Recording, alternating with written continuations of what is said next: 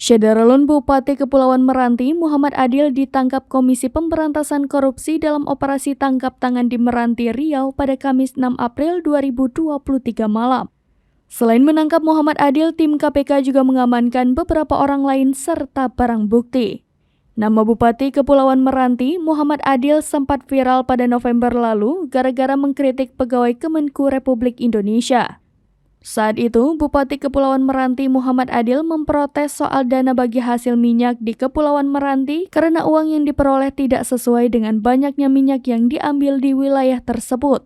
Saat itu, Bupati Kepulauan Meranti Muhammad Adil memprotes soal dana bagi hasil minyak di Kepulauan Meranti karena uang yang diperoleh tidak sesuai dengan banyaknya minyak yang diambil dari wilayah tersebut. Kekecewaan sekaligus kemarahan disampaikan Adil dalam acara Rapat Koordinasi Pengelolaan Pendapatan Belanja Daerah di Pekanbaru pada 9 November lalu.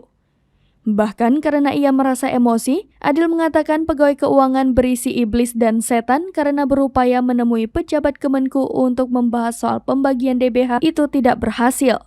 PLT juru bicara KPK Ali Fikri saat dikonfirmasi pada Jumat 7 April 2023, Adil dicokok oleh para penyidik KPK pada Kamis 6 April 2023 malam di Kabupaten Kepulauan Meranti, Riau.